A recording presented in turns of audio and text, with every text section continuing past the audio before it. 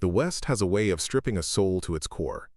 It is there, in the dust of all you have lost, that a destiny is not found, but chosen with courage. The sun over the Arizona Territory in the summer of 1882 was a merciless tyrant.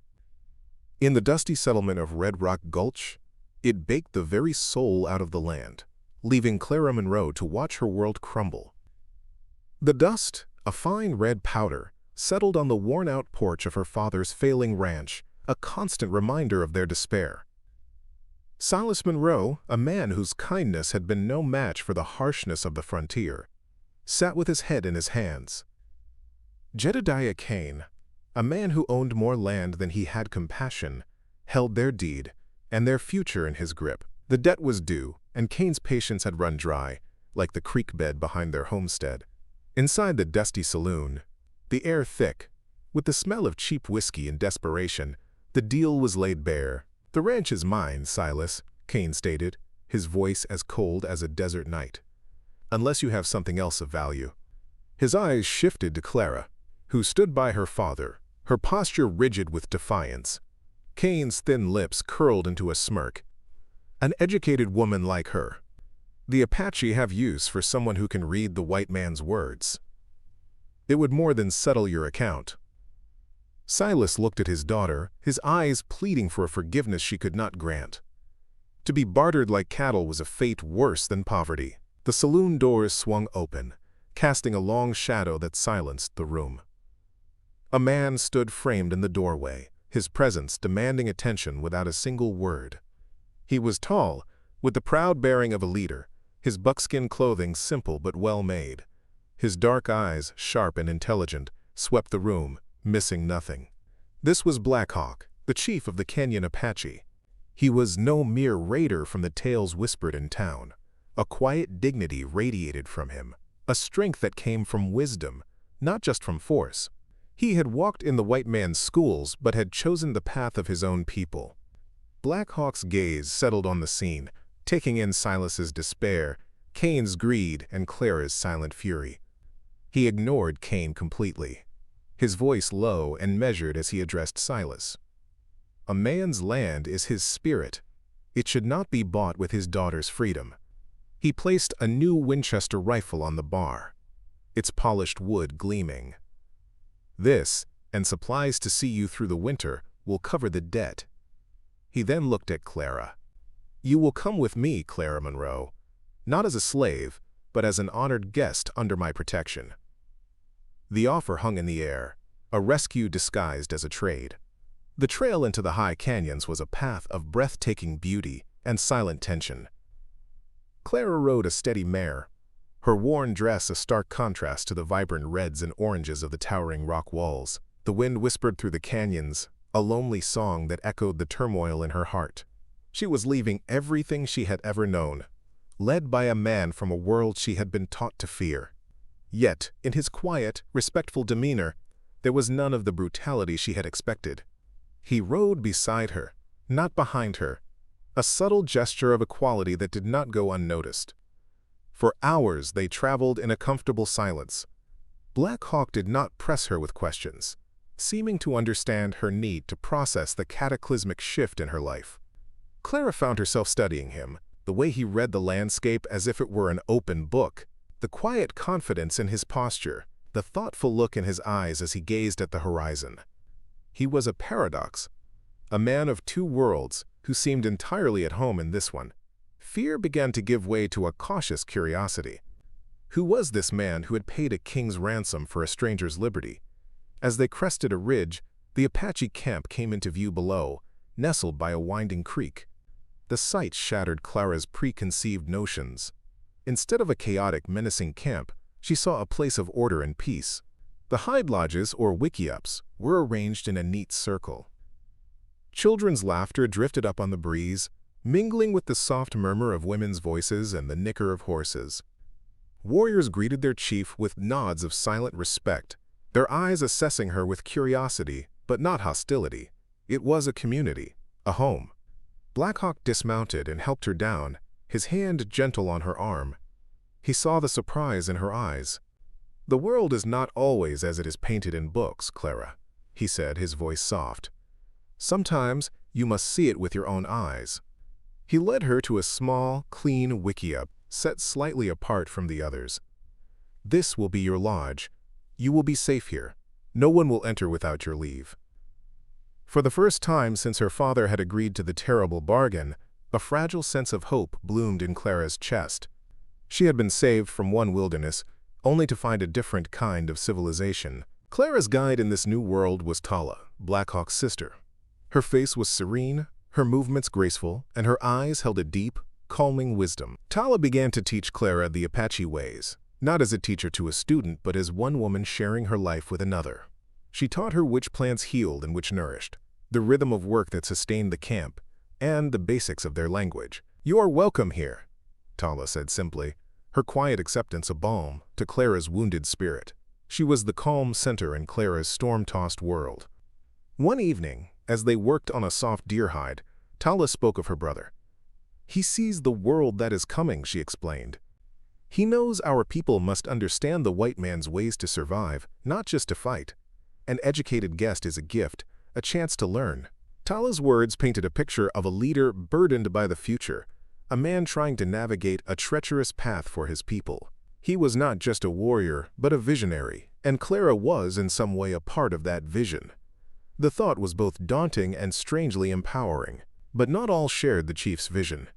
Geron, the tribe's lead warrior, was a man carved from the rock of the canyon itself, his face a mask of tradition and suspicion. His gaze followed Clara with unconcealed distrust. He saw her not as a guest, but as a weakness, a white woman who could bring nothing but trouble from the world she had left behind. His silent hostility was a constant, unnerving presence, a reminder that she was an outsider, balanced precariously on the goodwill of one man. Geron's disapproval was a shadow she could feel even when her back was turned. That night, Black Hawk sought her out by the fire. "I see Geron's shadow follows you," he observed. He explained his actions in the saloon. "The Winchester is a tool for hunting, yes, but your presence is more important. You are a bridge, Clara. A bridge to understanding those who come to our lands." He paused, his gaze intense. "But I will not force you to be that bridge. The choice to walk it, or to turn back, must be your own." Clara finally understood the weight of his decision. He had risked his people's trust for a chance at a different kind of survival. Weeks turned into a month. Clara, guided by Tala, embraced her new life with a quiet determination. She learned to grind mesquite beans into flour, to read the signs of weather in the clouds, and to soothe a crying child with a soft song in the Apache tongue. The children, initially shy, began to follow her, fascinated by the stories she told and the way she could write their names in English on smoothed pieces of bark. The women started including her in their circle, their initial caution melting away into a shared camaraderie. Her greatest achievement, however, was a silent one. Geron, the suspicious warrior, needed a letter written to the government agent at the San Carlos reservation, a formal protest about settlers encroaching on their hunting grounds. Clara listened carefully to his words, translating his proud, forceful speech into the formal, precise English of a legal document. When she read it back to him, he gave a single, sharp nod. It was not praise, but it was a form of respect, a grudging acknowledgement of her value. The shadow of his distrust had begun to recede. The evenings became a treasured ritual. Black Hawk would come to her lodge, and they would talk for hours under the vast, star-dusted sky. They spoke of books and beliefs, of the ways of his people and the laws of hers. In these conversations, Clara saw beyond the chief. She saw a man who carried the heavy burden of his people's future, a man who possessed a deep well of loneliness born from walking between two worlds. A bond was forming between them, woven from shared thoughts and mutual respect. This connection was quiet, unspoken, yet it grew stronger with each passing day. It was in the way he brought her a rare wildflower from the high mesas, or the way her heart would quicken when she heard his footsteps approaching her lodge. The promise he had made in the saloon, a life of love, not of chains, had at first seemed like a poetic turn of phrase. Now, sitting beside him in the gentle firelight, It felt less like a promise, and more like a quiet emerging truth, as real and tangible as the solid earth beneath her feet. The peace of the canyon was shattered by the thunder of hooves. A company of cavalry rode into the clearing, their blue uniforms and polished brass a stark intrusion on the natural landscape. At their head was Lieutenant Fletcher, a young officer whose ambition burned brighter than the Arizona sun. Clara recognized him from Red Rock Gulch. His arrogant gaze had followed her there too. Now that same gaze held a glint of opportunity. Rescuing a captured white woman would be a fine feather in his cap, a quick path to promotion. "I am here for Miss Monroe," Fletcher announced, his voice ringing with unearned authority. He refused to address Black Hawk directly. Clara stepped forward, her hands clenched at her sides. "I am here of my own accord, Lieutenant." Fletcher's laugh was dismissive. "My dear woman, you are clearly not in your right mind. These people have filled your head with their strange notions. You are coming back to civilization." His condescension was a slap in the face, erasing her voice, her choice, her very will. Black Hawk moved to stand beside Clara, his presence a silent shield. "The lady has spoken," he said, his English perfect and clipped. "She is an honored guest and is free to leave if she chooses." Fletcher's hand drifted towards his sidearm. "I am not here to negotiate with you. I have my orders." He looked directly at Clara, his eyes cold. "I will give you 3 days. 3 days to come to your senses and ride out of this camp. If you do not, I will return with the full regiment, and I will take you." The threat hung in the air, thick and poisonous.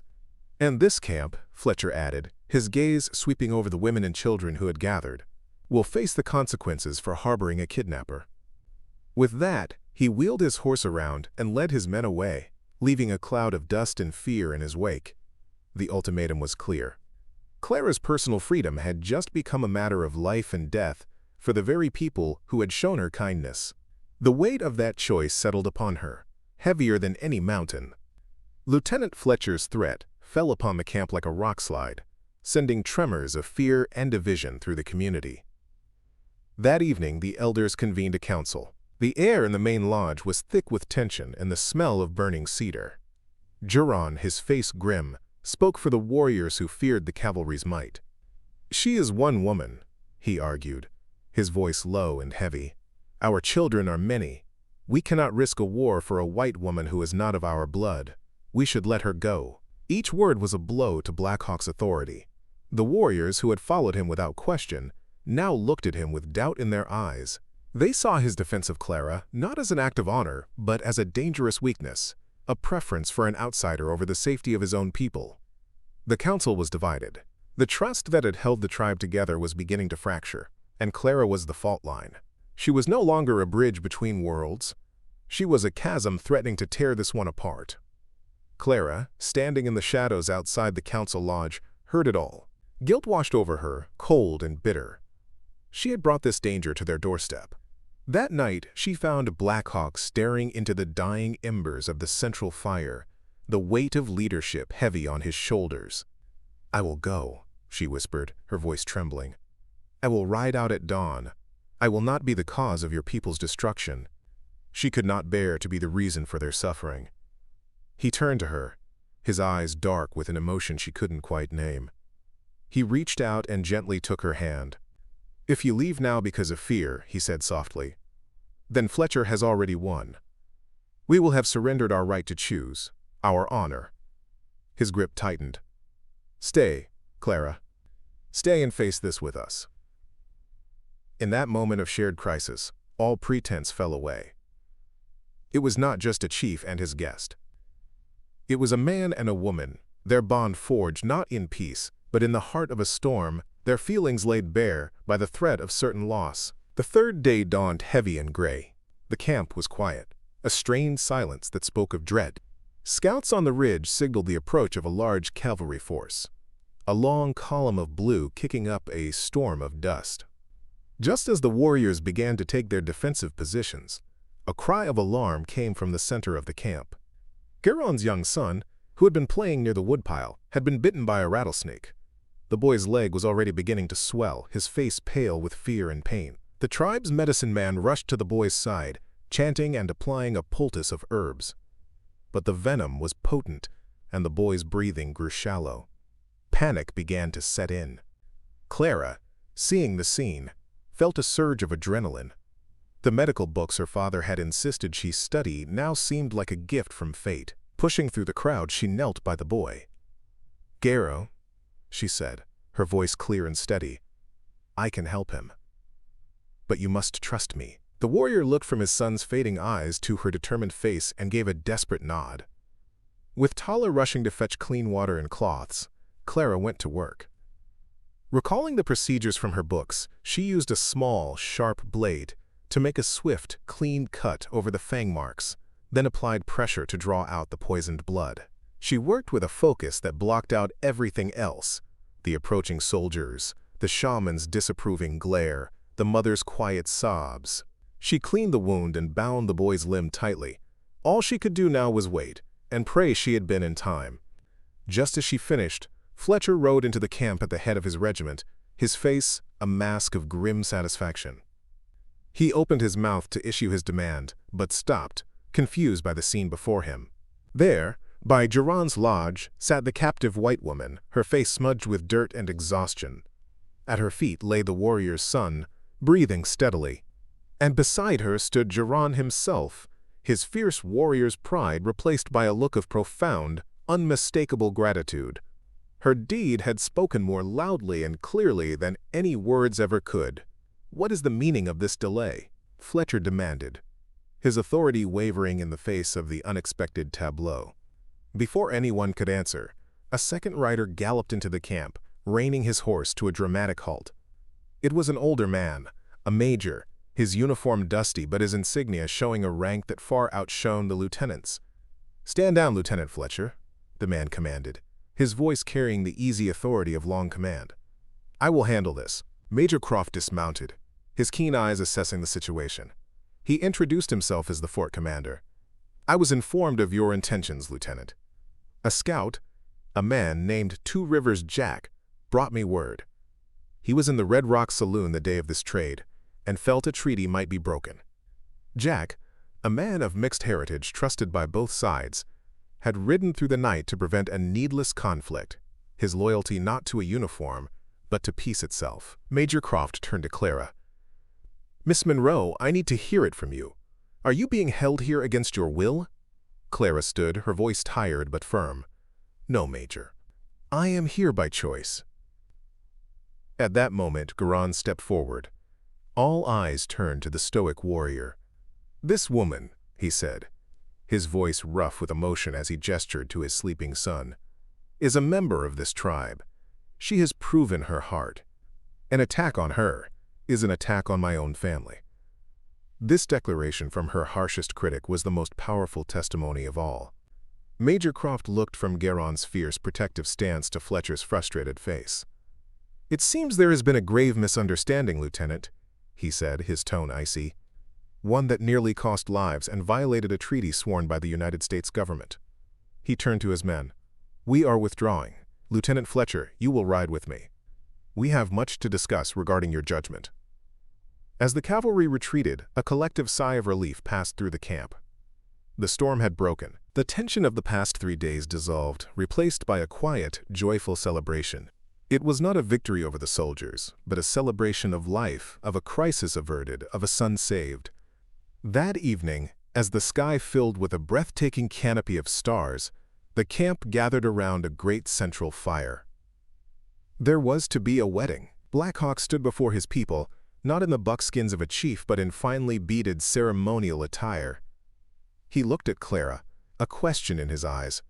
Clara, dressed in a soft doeskin dress that Tala had lovingly embroidered with symbols of protection and happiness, felt a peace settle over her heart. This was not a choice made under duress or threat. This was a choice made in the quiet aftermath of the storm, a choice of the heart. She met his gaze and nodded, a smile touching her lips. The ceremony was simple, a blend of Apache tradition and their own unique bond. They spoke vows not of ownership, but of partnership, of mutual respect and protection. As a symbol of his trust, Geron came forward and presented Clara with a small, carved amulet that had belonged to his own father. "For the protector of my son," he said, the words a final, complete acceptance.